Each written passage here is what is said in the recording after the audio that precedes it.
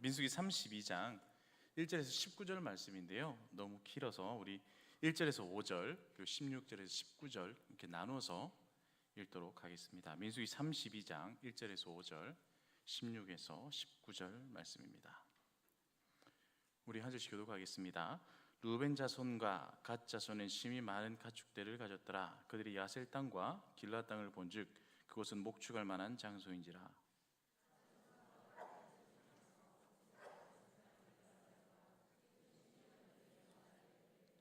아다롯과 디본과 야셀과 니무라와 헤스본과 엘르알레와 스밤과 느보와 부온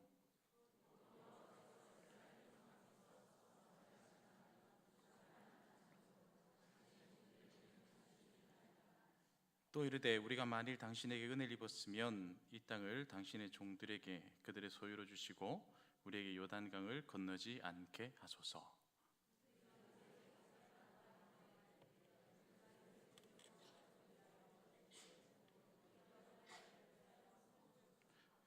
이 땅에 원주민이 있으므로 우리 어린아이들을 그 견고한 성읍에 거주하게 한 후에 우리는 무장하고 이스라엘 자손을 그곳으로 인도하기까지 그들의 앞에서 가고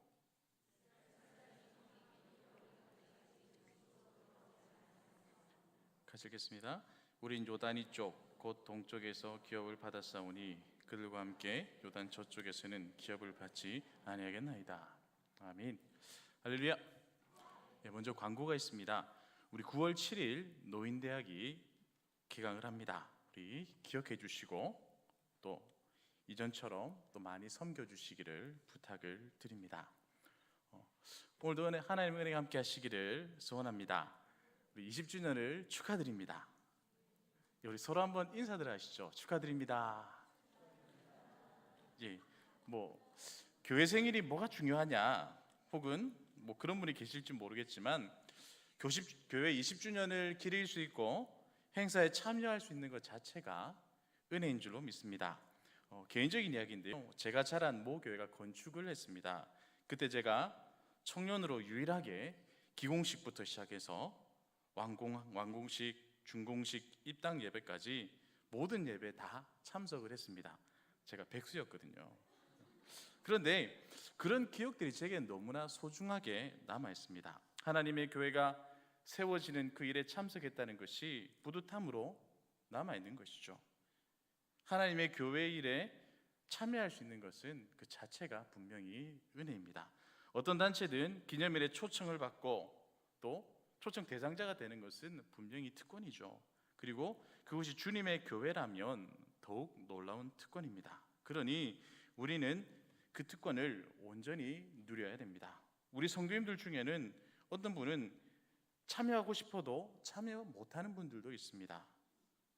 몸이 건강하지 않아서 혹은 정말 여건이 허락하지 않아서 참여할 수가 없는 것이죠. 그런 분들은 얼마나 애가 타겠습니까?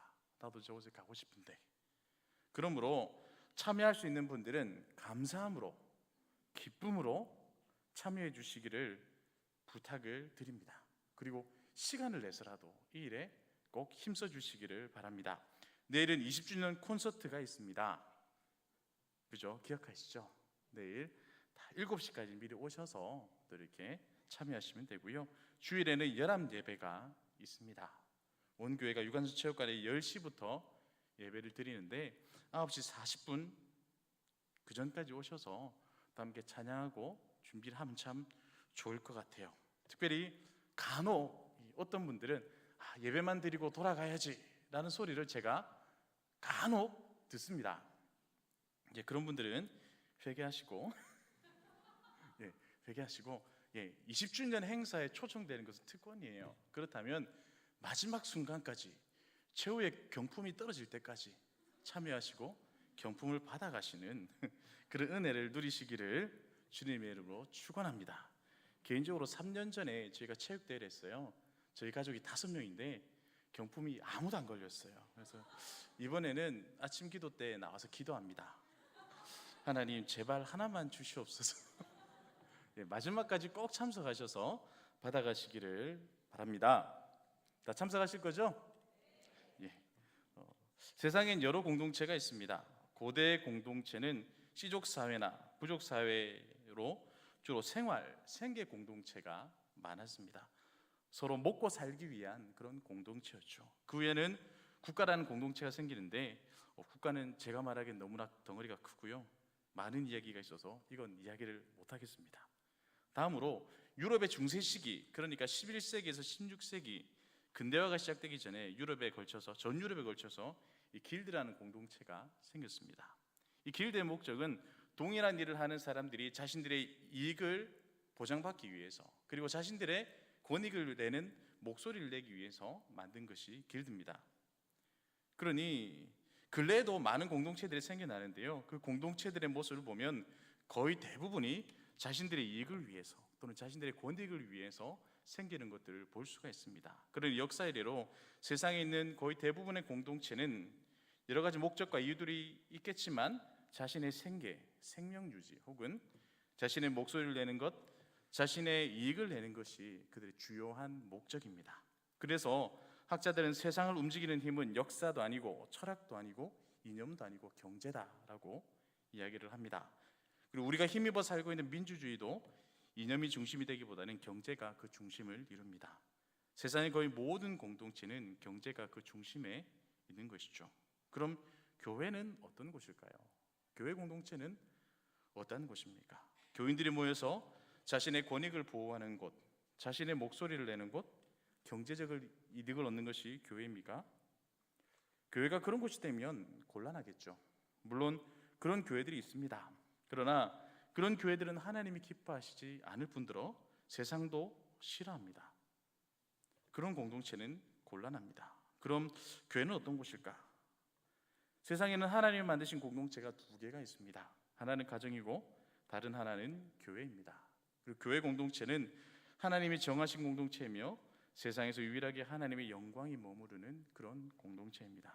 하나님이 함께 하시는 공동체죠. 그러므로 교회는 세상에 둘도 없는 독특한 공동체입니다.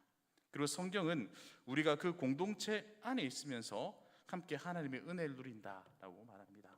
교회를 떠나서, 공동체를 떠나서는 바른 신앙생활, 은혜를 받는 믿음 생활을 할 수가 없다는 거죠. 그럼에도 교회를 떠나는 사람들이 있습니다.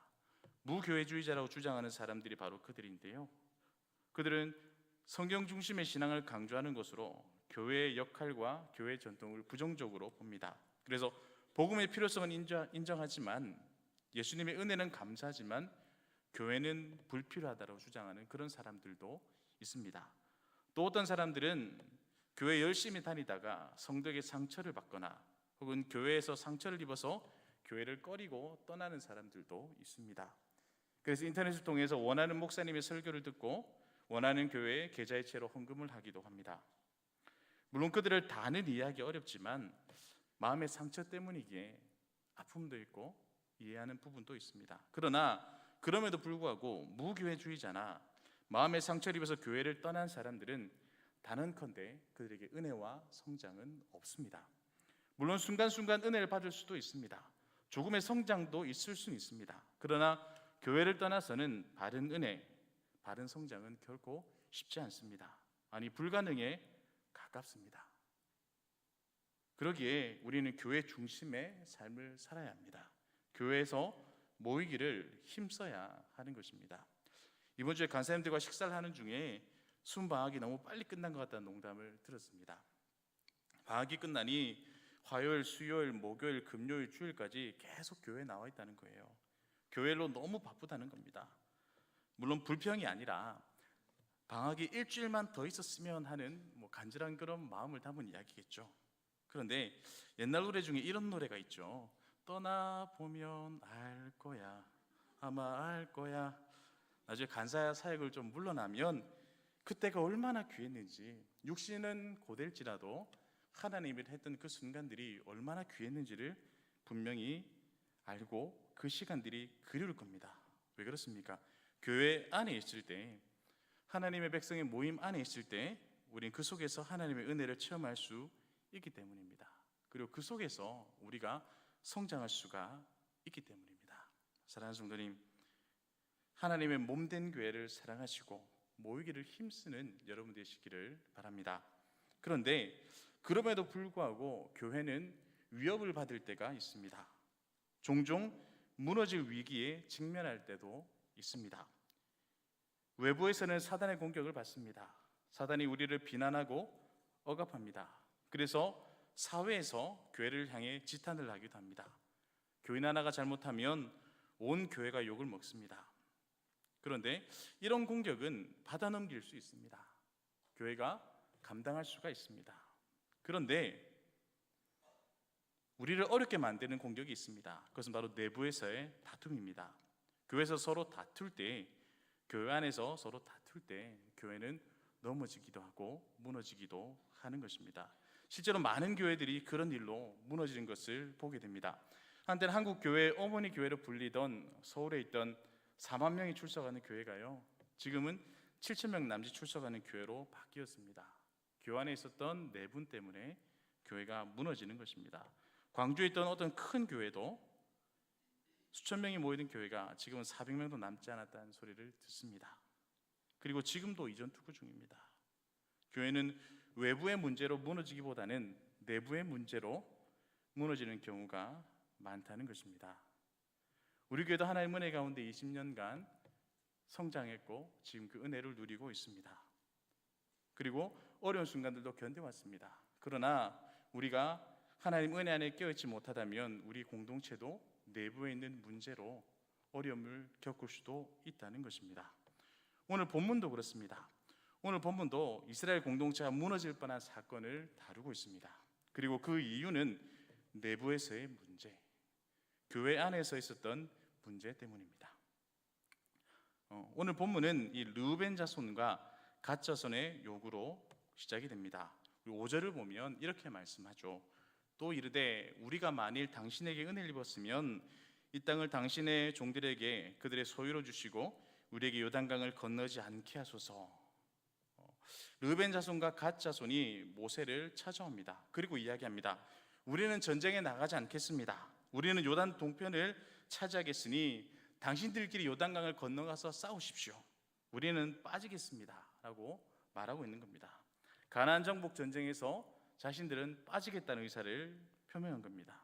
그 이야기를 들은 모세는 개인적으로도 아마 화가 났을 것 같아요. 신명기 3장 25절의 말씀을 보면 모세는 그 땅에 너무나 들어가고 싶어서 하나님께 이런 요청을 합니다. 구하옵나니 나를 건너가게 하사 요단 저쪽에 있는 아름다운 땅, 아름다운 산과 레바논을 보게 하옵소서. 하나님이 모세는 가나안 땅에 들어가지 못한다라고 말씀을 하셨어요.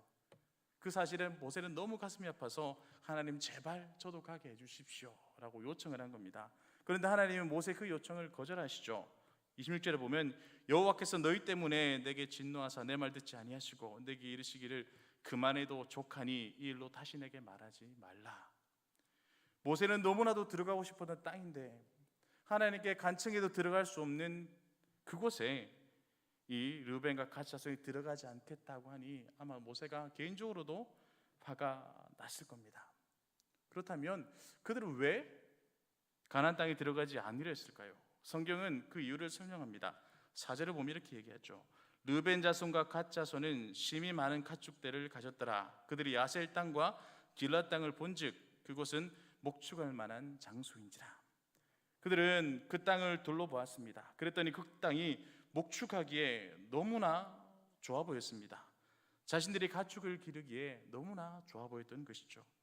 그래서 그들은 그 땅에 머물기로 합니다. 그리고 그 핑계를 대는데 4절에서 이렇게 얘기하죠. 여호와께서 이스라엘 회중 중에 쳐서 멸하신 땅은 목축할 만한 장소요 당신의 종들에게는 가축이 있나이다. 여기서 가축이 있나이다 라는 표현은 자신들의 가축이 많다라는 의미입니다. 다른 지파에 비해서 우리들 가축이 많다라고 모세에게 이야기를 하는 것이죠. 그런데 이 말은 수긍하기가 좀 어렵습니다. 물론 그들은 가축이 많았을 겁니다. 이유는 40년 전으로 돌아가죠. 이스라엘 백성이 출애굽할 때 하나님은 애굽의 마지막 10번째 장자의 죽음의 재앙을 내리셨습니다. 그때 하나님께서 장자가 죽거든 너희는 너희의 주인 되었던 애굽 사람들의 집에 찾아가서 배물이든 가축이든 마음껏 구하라. 그러면 그들이 다 줄 것이다 라고 말씀하십니다. 장자가 죽은 마당에 재물이 무슨 의미가 있겠습니까? 그래서 이스라엘 백성들은 10번째 재앙이 있고 난 이후에 애굽 사람들을 찾아가서 많은 재물과 가축을 다 가지고 나왔습니다. 그러니 이스라엘 모든 지파 사람들이 다 많은 가축을 가지고 있다고 보는 것이 타당한 것이죠. 물론 루벤과 갓 지파가 가축을 키우는 재주가 뛰어나서 야곱처럼 목축을 잘해서 번성케 하는 재능을 가지고 있다고 할지라도 그들이 다른 지파보다 많은 가축을 가졌다고는 볼 수가 없는 겁니다. 그러니 그들의 주장, 우리는 가축이 많으니 여기 남겠다라는 것은 결국은 그 땅을 보고 자기들만 살겠다는 이기적인 욕심이 드러나는 주장이었던 겁니다. 또한 그들의 요구는 그들의 이기적인 마음을 드러내는 것뿐만 아니라 그들의 가치관을 드러내는 것이기도 했습니다. 4절 보면 그들의 주장은 가축 때문이었습니다. 가축을 위해서 이 땅에 남겠다라는 것이 그들의 주장의 이유였습니다. 그런데 성경을 보면 하나님이 주신 땅은 요단강 동편에 있는 땅이 아니라 요단강 서쪽에 있는 가나안 땅입니다. 그러니 엄밀하게 말하면 하나님의 백성은 요단강을 건너야 합니다. 그것이 바로 하나님께서 주신 땅입니다. 그런데 그들은 그 하나님의 약속보다 가축이 중요했습니다. 그래서 하나님께서 요단을 건너라라고 말씀하셨지만 우린 가축 때문에 요단을 건너지 않겠습니다 라고 말하고 있는 것입니다. 하나님의 약속을 믿고 신뢰하고 그 말씀을 따르는 것보다 눈에 보이는 가축이 더 중요했기 때문에 그 가축을 따르는 판단을 내리고 있는 겁니다. 광야에서 38년을 보내고 정말로 힘든 연단의 과정을 거쳐왔지만 그럼에도 불구하고 하나님의 말씀보다 그들 눈에 보이는 가축, 그들의 재산이 그들에게 더 중요해 보였던 겁니다. 그래서 그들의 이러한 판단은 자칫 자신들뿐만 아니라 이스라엘 공동체의 40년 광야 생활을 헛수고로 만들 위기를 초래했습니다. 15절 보면 이렇게 얘기합니다. 너희가 만일 돌이켜 여호와를 떠나면 여호와께서 다시 이 백성을 광야에 버리시리니 그리하면 너희가 이 모든 백성을 멸망시키리라. 모세는 그 이야기를 듣고 화가 났습니다. 그래서 그들을 책망합니다. 오죽하면 너희 때문에 이 백성이 멸망당할 것이다 라고 그들에게 호통을 칩니다. 모세가 이렇게 화를 낸 이유는 그들의 말로 인해서 생겨날 수 있는 위험을 알았기 때문입니다. 이 모세는 그러면서 40년 전에 있었던 가데스 바네아 사건을 이야기를 합니다. 12명의 정탐꾼 중에 10명의 정탐꾼이 돌아와서는 악담을 합니다. 악평을 하죠. 그 말에 백성들은 낙담합니다. 그리고 낙담한 백성들은 하나님을 원망하고 애굽으로 돌아가자라는 소리들을 하고 울게 됩니다. 결국 여호수아와 갈렙 외에는 모두가 광야에서 죽게 됩니다.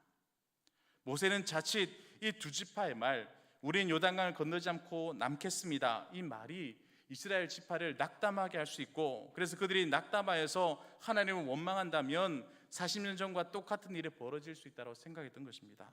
그래서 모세는 그들을 호되게 책망하고 너희 때문에 공동체가 무너질 수 있으니 그런 말을 해서는 안 된다라고 질책한 겁니다. 이처럼 하나님의 백성의 공동체는 몇 사람의 욕심으로 또는 몇 사람의 말로 인해서 무너질 수도 있습니다. 내부의 문제는 실제로 심각한 영향을 주고 타격을 줄 수 있다는 것이죠. 오늘의 본문 내용이 그렇습니다. 그런데 오늘 본문에는 놀라운 일이 일어납니다. 이들의 말로 금방 무너질 수 있었던 공동체가 오히려 힘을 얻습니다. 오히려 가나안 땅을 정복할 동력을 얻습니다. 그리고 오히려 이 요단강 동쪽에서 오는 적을 걱정하지 않고 오롯이 가나안 땅 정복에만 집중할 수 있는 토대가 생겼습니다. 그 비결이 무엇일까요? 어떻게 파괴되어 가던 공동체가 힘을 얻고 오히려 든든한 공동체로 세워질 수 있었을까요? 오늘 성경은 이스라엘 공동체가 든든하게 세워진 비결을 세 가지로 설명을 합니다. 공동체를 든든하게 세우기 위한 비결 첫 번째는요, 안목의 정욕을 주의하라는 겁니다. 루벤과 갓 지파는 많은 가축을 소유했습니다. 그들이 다른 지파에 비해서 월등하게 많은 가축을 가졌는지는 알 수는 없지만 그들은 그 가축 때문에 전쟁을 하지 않고 남겠다고 말했죠. 다른 지파들도 가축을 가지고 있었는데 그들이 욕심이 생기니 다른 지파의 것은 도저히 눈에 보이지 않았던 겁니다. 욕심이 생기면 다른 사람들의 것은 보이지 않는 겁니다. 그리고 1절을 보면 우리가 주의해서 봐야 할 단어가 있는데요, 그것은 바로 본직입니다. 본직. 그들이 요단 동편 땅을 보았고 그랬기에 거기에 마음을 빼앗긴 겁니다. 성경을 보면 눈으로 보고 죄를 짓는 모습을 많이 볼 수가 있죠. 아담과 하와도 선악과를 보았습니다. 보니 먹음직했기에 그것을 먹었습니다. 아브라함의 조카 롯도 아브라함과 갈라질 때에 자신의 눈에 보기에 좋은 것을 택하였습니다. 안목의 정욕에 사로잡히면 사물의 실체를 보지 못하는 경우가 생기는 것이죠. 아름다운 것 이면에 있는 죄의 유혹이나 사망의 올무를 볼 수가 없다는 겁니다. 생각해 보십시오. 오늘 두 지파가 선택했던 가나안 동쪽 땅은 그들이 보기에도 아름다운 땅이었습니다. 그러면 다른 사람들이 보기에도 어떠했겠습니까? 당연히 아름답고 좋은 땅 아니었겠습니까? 실제로 그들은 후에 계속해서 수리아와 메소포타미아 강대국들의 침략을 받아야만 했습니다. 자신들의 눈에 보이는 것을 쫓았다가 후에 그것 때문에 큰 고통을 감내해야 했던 것이죠. 그럼 어떻게 하면 이 안목의 정욕을 피할 수 있을까요? 성경은 무엇이라고 말씀하고 있을까요? 성경은 먼저 우리의 시선을 돌리라. 우리가 좋은 것을 보는 것이 아니라 하나님이 보여주시는 것을 보라라고 이야기를 합니다. 창세기 13장을 보면 롯이 떠난 이후에 하나님께서 이렇게 말씀합니다. 롯이 아브라함을 떠난 후에 여호와께서 아브라함에게 이르시되 너는 눈을 들어 너 있는 곳에서 북쪽과 남쪽 그리고 동쪽과 서쪽을 바라보라. 보이는 땅을 내가 너와 내 자손에게 주리니 영원히 이르리라 라고 말씀합니다. 하나님은 롯이 떠난 후에 아브라함에게 눈을 들어 동서남북을 보라 말씀하십니다. 아브라함도 봤어요. 그런데 아브라함이 본 것은 롯이 본 것과 달랐습니다. 롯은 자신의 욕심에 따라서 자기 눈에 보기에 좋은 것을 보았고, 아브라함은 하나님의 말씀에 순종해서 하나님이 보라고 한 것을 보았습니다. 그렇기에 아브라함은 하나님 주신 약속의 땅을 가질 수 있었던 것입니다. 우리가 안목의 정력을 이기려면 내가 보기에 좋은 것, 내 눈에 보기에 좋은 것을 보는 것이 아니라 하나님이 보라고 한 것, 하나님께서 보여주시는 것을 보는 믿음이 있어야 한다는 것입니다. 또한 안목의 정욕을 이기기 위해서는 마음을 성결하게 해야 합니다. 야고보서 이렇게 말씀합니다. 하나님을 가까이 하라. 그리하면 너희를 가까이 하시리라. 죄인들아 손을 깨끗이 하라. 두 마음을 품는 자들아 마음을 성결하게 하라. 정욕은 우리의 힘으로 이길 수 있는 것이 아닙니다. 그러므로 우리가 정욕을 이기기 위해서는 하나님을 가까이 함으로 마음을 성결하게 할 때에 이길 수가 있다는 것입니다. 그러므로 우리가 안목의 정욕을 이기기 위해서 우리에게 필요한 것은 하나님을 가까이 하는 것입니다. 사랑하는 성도님, 우린 내 눈에 보기 좋은 것에 마음이 쉽게 끌립니다. 하나님보다, 하나님의 약속의 말씀보다 가축과 재물의 마음을 빼앗겼던 그들의 이야기가 남의 이야기가 아니라는 겁니다. 오늘 살아간 우리들의 이야기죠. 혹 내 눈에 보기 좋은 것에 마음이 빼앗겼을 때에 바라기 우리의 눈을 돌려서 하나님이 보라고 한 것, 하나님의 약속을 볼 수 있는 여러분 되시기를 바랍니다. 그리고 하나님을 가까이 함으로 마음을 성결하게 함으로 안목의 정욕을 이길 수 있는 여러분 되시기를 바랍니다. 이 공동체를 든든히 세우기 위해서 두 번째로 필요한 것은 책임을 다하라는 겁니다. 오늘 말씀해 보면 모세 책망을 들은 그들은 아마 돌아와서 서로 이야기를 했던 것 같아요. 그리고는 돌아와서는 16절 이하의 말씀을 보면 그들이 요단 동편에 가축과 가축을 위한 울타리를 만든 이후에 요단강을 우리도 같이 건너겠다라고 이야기를 합니다.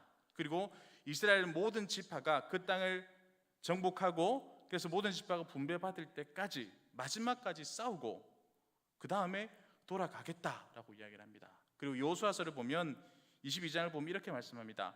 여호수아가 그들에게 말하되 오늘까지 날이 오래도록 너희가 너희 형제를 떠나지 아니하고 오직 너희 하나님 여호와께 명령하신 그 책임을 지키도다. 여호수아가요 마지막까지 싸운 이 르벤과 갓지파를 향해서 너희가 약속을 지켰다라고 이야기를 합니다. 그리고 26절을 보면 그들을 축복하면서 보냅니다. 이처럼 하나님의 교회 구성원들이 교회를 공동체를 든든하게 세우기 위해서 필요한 것은 각자에게 맡겨진 책임을 다하는 겁니다. 서로가 맡은 직무를 다할 때 공동체는 든든히 설 수 있습니다. 그래서 바울은 맡은 자에게 구할 것은 충성이다라고 말씀한 겁니다. 우리 교회는 교회를 맡아서 담당하는 직분자들이 있습니다. 직분자들은 직분자들에게 맡겨진 일을 책임 있게 감당해야 합니다. 목사로서, 교사로서, 또 장로 안수집사, 권사, 서리집사, 교사, 찬양대원, 또 각종 봉사자로서 맡겨진 직무를 성실하게 감당해야 합니다. 자신에게 맡겨진 일에 충성하는, 그리고 우리가 충성할 때에 우리의 공동체는 우리의 충성으로 말미암아 든든하게 설 수 있다는 겁니다. 그런데 이렇게 이야기를 하면 나는 성도인데, 나는 평신도인데, 나는 직분자도 아닌데 라고 말씀하는 분들도 있을지 모르겠습니다. 나는 직분자가 아니니 그런 책임이 없다라고 말씀하실 수도 있죠. 그러나 기억해야 할 것이 있습니다. 교회의 모든 직분자들은 교회 일을 위해서 직분을 맡은 것이지 그들 또한 성도입니다. 믿는 모든 사람은 성도로 동일합니다. 그러므로 성도는 성도에게 주신 하나님의 책임이 있다는 사실을 알고 그 책임을 가지고 살아야 한다는 것입니다. 그렇다면 성도에게 주시는 책임은 무엇일까요? 우리 한번 따라해 봅시다. 거룩. 성도에게 맡기는 책임은 거룩입니다. 레위기는 이렇게 말하죠. 너는 이스라엘 자손의 온 회중에게 말하 이르라. 너희는 거룩하라. 이는 나 여호와 너희 하나님이 거룩함이니라. 또 에베소서 5장 3절은 음행과 온갖 더러운 것과 탐욕은 너희 중에서 그 이름조차 부르지 말라. 이는 성도에게 마땅한 바니라. 하나님은 우리를 거룩하게 하시기 위해 부르셨습니다. 그러므로 우리는 거룩한 삶을 살아야 하는 책임이 있습니다. 거룩을 위해서 힘써야 합니다. 성도는 거룩해지는 것이 성도에게 주어진 가장 큰 책임입니다. 그 책임을 거부해서도 안 되고 그 책임을 게을리해서도 안 되는 것이죠. 우리는 책임감을 가지고 거룩해져야 하는 겁니다. 그리고 우리가 거룩할 때, 우리가 거룩의 책임을 질 때에 그 거룩함은 분명히 큰 일을 일으킵니다. 선한 영향력을 끼치게 되는 것이죠. 성경을 보면 그들로 너희 착한 행실을 보고 하늘에 계신 너희 하나님께 영광을 돌리게 하라. 우리가 거룩한 삶을 살아갈 때 그 삶은 반드시 사람들에게 도전이 된다는 겁니다. 나의 가장 가까운 사람부터 또 멀리 있는 사람까지 반드시 영향을 끼친다는 거죠. 제가 교회 대학부 시절에 회장을 맡았습니다. 여름 수련회를 갔는데 저희 청년이 꽤나 많았었어요. 그런데 청년들이 수련회를 거의 참석하지 않았습니다. 한 50명쯤 되는 청년부였는데 한 16명쯤 참석한 것 같아요. 너무 마음이 아팠습니다. 그런데 거기서 청년들이 은혜를 받았어요. 하나님을 경험합니다. 그리고 수련을 마치고 돌아온 이 남자 청년들이 몇 가지 결단을 합니다. 첫 번째가 뭐였냐면 말을 부드럽게 하자는 거였어요. 제가 고향이 부산인데 부산 사람들은 말을 부드럽게 하는 게 굉장히 어렵습니다. 그런데 시꺼먼 남자들이 이쁜 말을 쓰기 위해서, 부드러운 말을 쓰기 위해서 최선의 노력을 다했습니다. 요즘 말로 오글거리는 말들도 서슴지 않았어요. 그렇게 노력했습니다. 두 번째로 결단한 것은 서로 갈구지 말자. 갈군다라는 말은 사전을 보니까 헐뜯거나 시비를 걸어 화나게 하다, 이런 표현인데요. 쉽게 말해서 놀리는 거죠. 교회 청년들 보면 장난칠 때 많이 놀리잖아요. 우리가 절대로 그러지 말자라고 결단을 합니다. 그래서 남자 청년들이 그런 결단을 하고 그 일을 했어요. 그랬더니 교회 안에서 놀라운 변화가 일어났습니다. 처음에는 며칠 가겠나, 얼마 안 가서 원래대로 돌아가겠지 했던 청년들이 변화된 모습에 도전을 받습니다. 그래서 대학부에 가지 않았던 나머지 청년 그 친구들의 마음이 움직였어요. 그래서 보통 저희는 대학부였고요. 청년부 수련회는 많이 안 갔어요. 한 10명 자기들끼리 모여서 밤에 말씀 듣고 기도하는 것으로 끝이었습니다. 그런데 대학부 친구들이 그 수련회에 다 가기로 결단한 거예요. 그래서 한 40여 명이 함께 수련회에 참석해서 은혜를 나눴습니다. 그해 저는 전도사 사역을 한다고 교회를 나오게 되었는데 후에 놀라운 경험을 합니다. 교회 다닐 때 저 애가 변화되면 기적이야, 쟤는 절대로 변화 안 돼, 예수님이 직접 와도 변화 안 돼 라고 생각했던 우리 자매 둘이 있었어요. 우연히 그 두 자매와 함께 버스에서 만났어요. 그래서 버스 제일 뒷자리에 같이 앉아서 오는데 그 두 아이가 여름 단기 선교를 이야기하고 있는 거예요. 그리고 선교를 가니 기도해 달라며 저에게 기도 편지를 나눠주는 겁니다. 제가 버스 안에서 눈물이 나가지고 정말 마음이 너무 힘들었어요. 하나님이 저런 것들도 변화시켜 주시는구나, 우리 하나님의 사랑은 놀랍구나 라는 것들을 경험했습니다. 그리고 개인적으로 돌아보면 그 모든 일의 시작은 은혜를 받고 자신들을 바꾸었던 사람들이 만들었던 그런 효과입니다. 그들의 착한 행실이 다른 사람들로 하여금 하나님을 바라보고 하나님께 영광을 돌리게 한 출발이 됐다는 것이죠. 사랑하는 성도님, 교회 직분을 맡으셨습니까? 그렇다면 맡은 자에게 구할 것은 충성입니다. 여러분에게 맡겨진 일이 어떤 일이든 충성하시기를 바랍니다. 그리고 우리는 모두가 직분자 이전의 성도입니다. 성도에게 주어진 가장 큰 책임은 거룩입니다. 우리는 거룩해야 합니다. 책임감을 가지고 거룩한 삶을 살아가는 여러분 되시기를 바랍니다. 그리고 여러분의 거룩한 삶이 사람들에게 큰 영향을 일으키는 그런 열매를 맺는 여러분의 삶 되시기를 바랍니다. 공동체를 세우기 위해서는 마지막으로 희생이 필요합니다. 오늘 말씀을 보면 루벤과 갓지파는 결국은 전쟁에 참여를 합니다. 루벤과 갓지파와 함께 요단을 건너기로 한 것이죠. 그런데 여기서 그들이 아주 중요한 말을 합니다. 19절인데요, 우리 한번 같이 읽도록 하겠습니다. 시작. 우리는 요단 이쪽 곧 동쪽에서 기업을 받았사오니 그들과 함께 요단 저쪽에서는 기업을 받지 아니하겠나이다. 중요한 것은 그들이 요단 이 동쪽의 땅을 받았으니 서쪽의 땅은 절대로 받지 않겠습니다 라는 결단이었습니다. 이 요단을 건너서 가나안 땅을 정복하고 그것을 기업으로 받는 것은 승리자가 당연히 누려야 할 특권입니다. 전쟁에 참여한 자로서, 승리자로서 당연하게 누려야 될 특권이죠. 그런데 그들은 당연히 누려야 할 그 특권을 포기한다라고 선언하는 겁니다. 우리가 포기하겠습니다. 그 땅에서는 어느 것도 받지 않겠습니다 라고 이야기를 한 것입니다. 그럼 그들이 그 특권을 포기한 이유는 뭘까요? 아마 그들도 자신의 잘못을 알았던 것 같아요. 자신들의 잘못으로 인해서 공동체가 낙담하고 깨질 뻔했다는 그 사실을 알았습니다. 그래서 그들은 우리가 이것을 포기하는 것이 공동체의 분노를 가라앉히고 공동체를 유지할 수 있는 방법이 되겠다라고 생각했던 것 같아요. 그래서 우리는 그 땅을 받지 않겠습니다 라고 얘기를 한 것이죠. 당연히 얻어야 될 이런 특권임에도 불구하고 그들은 희생한 겁니다. 희생하면 이곳에 화평이 오겠다는 사실을 안 거죠. 사랑하는 성도님, 여러분은 희생하며 사십니까? 최근에 여러분이 한 희생이 어떤 것이 있습니까? 기억나시나요? 희생하셨다면 잘하신 겁니다. 참 귀한 일입니다. 그런데 요즘은 희생하면 바보처럼 느껴질 때가 있습니다. 그래서 우리 자녀들에게 말로는 희생을 이야기합니다. 그런데 막상 자녀가 희생하고 돌아오면 그 꼴이 보기 싫을 때가 있어요. 우리가 가르치는 것과 실제 사이에서 고민한 순간이 반드시 있다는 겁니다. 또 우리는 희생에 대해서 오해하기도 합니다. 희생을 통해서 자기 만족을 얻으려고 하는 것이죠. 내가 희생했으니까 뿌듯해, 난 참 잘했어 라고 만족하는 겁니다. 그런데 희생할 때 정말 중요한 것, 반드시 기억해야 될 것이 있습니다. 그것은 희생은 내 느낌, 내 감정으로 결정되는 게 아니라는 겁니다.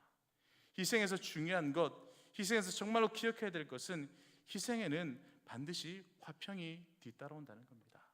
내 만족했어, 난 좋았어, 여기로 끝난 그 희생이 아니라 희생을 하면 반드시 화평이 임한다는 겁니다. 오늘 말씀만 봐도 그들이 희생함으로 공동체가 화를 누그러뜨렸습니다. 무너질 뻔한 공동체가 유지되고 오히려 가나안을 정복할 수 있는 동력을 얻은 겁니다. 오른쪽에 걱정은 다 놔두고 오롯이 가나안 땅만 정복할 수 있는 힘을 얻게 된 거죠. 성경에서 다투던 아브라함과 롯의 종들도 마찬가지입니다. 아브라함의 희생으로 화평을 얻게 되었죠. 구약의 제사에서 제물이 희생됨으로 죄사함을 받을 수 있었습니다. 그리고 희생의 가장 좋은 예는 바로 우리 예수님의 희생입니다. 우리 예수님께서 십자가에 달려 죽으심으로, 가장 큰 희생을 치르심으로 하나님과 우리가 화목하게 되었습니다. 참된 화평, 정말 말할 수 없는 참된 화평을 누리게 된 것이죠. 희생에는 반드시 화평이 뒤따라오게 되어 있는 것입니다. 그런 의미에서 우리는 얼마나 희생하고 살고 있습니까? 나의 기쁨을 위한 희생 말고 나의 희생으로 내가 속한 곳이 얼마나 평화를 얻고 있습니까? 내가 속한 곳이 나로 말미암아 평화로워졌습니까? 바라기는 희생하는 여러분, 그래서 여러분이 가는 곳마다 평화가 넘치는 그런 여러분 되시기를 축원합니다. 아멘이 별로 없네요. 그런데 이 말을 들으면 아마 아멘 하실 것 같아요. 화평을 위해서 희생하는 것은 어려움일 수 있지만 그 뒤에는 엄청난 약속이 있다는 겁니다. 우리 성경 말씀 같이 한번 읽겠습니다. 같이 읽겠습니다. 시작. 화평하게 하는 자는 복이 있나니 그들이 하나님의 일컬음을 받을 것이며. 아멘. 이 말씀 믿으십니까? 우리가 희생하면 화평이 있습니다. 그리고 화평케 하는 자가 누리는 복은 하나님의 아들이라 일컬음을 받는 복이다라고 성경이 기록합니다. 우리가 희생을 하면 이런 엄청난 복이 약속되어 있는 겁니다. 사랑하는 여러분, 희생할 수 있는 여러분 되시길 바랍니다. 그리고 여러분이 희생할 때에 여러분으로 말미암아 화평이 임할 것이고, 여러분이 희생할 때에 여러분은 하나님의 자녀라는 놀라운 축복을 누릴 수 있을 것입니다. 말씀을 맺겠습니다. 오늘 말씀에서 루벤과 갓집하는 그들의 욕심으로 말미암아 공동체가 무너질 위기를 겪게 됩니다. 욕심은 타인을 보지 못하게 만들고요, 공동체를 무너뜨리기도 합니다. 주님이 피 흘려 사신 이 교회 공동체가 몇 사람의 욕심으로 인해서 그들을 말미암아 누군가 낙담함으로 무너질 수가 있다는 것이죠. 바라기는 내 안에 욕심을 제거하고 오히려 공동체를 든든히 세우는 데 힘쓰는 여러분 되시기를 바랍니다. 그리고 그러기 위해서는요, 먼저 안목의 욕심을 버려야 돼요. 내 눈에 보기 좋은 것, 정말로 내 눈에 보기 좋은 것을 따라가는 것이 아니라 하나님이 보여주시는 것, 하나님이 보라고 한 것을 보는 여러분 되시기를 바랍니다. 또한 교회를 든든히 세우기 위해서는 우리에게 맡겨진 책임을 다해야 합니다. 지분자이십니까? 우리에게 필요한 것은 충성입니다. 혹시 직분자가 아니라 성도이십니까? 성도에게 주어진 것은 거룩함입니다. 정말로 책임감 있게 거룩한 삶을 살아가는, 그래서 여러분의 거룩한 삶이 사람들에게 영향을 끼치고 선한 영향을 끼치고 열매 맺을 수 있는 여러분 되시기를 바랍니다. 그리고 마지막으로 필요한 것은 희생입니다. 힘들고 어렵죠. 하기 싫습니다. 그러나 희생하면 화평이 올 줄로 믿습니다. 그리고 우리 희생한 그곳에서 우리는 하나님의 아들이라 일컬음을 받을 것입니다. 그런 복을 누리시는 여러분 되시기를 소원합니다. 우리 시간 찬양하고 기도하겠습니다.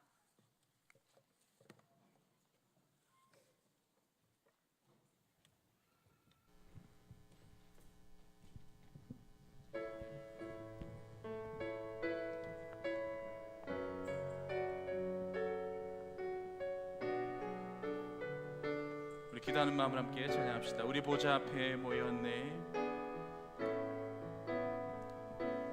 우리 보좌 앞에 모였네. 함께 주를 찬양하며 하나님의 사랑 그 아들 주셨네. 그의 피로 우린 구원받았네. 십자가에서 쏟으신 그 사랑 강같이 온 땅에 흘러 각 나라와 족속 백성 방언에서 구원받고 주 경배드리네. 구원하심이 보좌에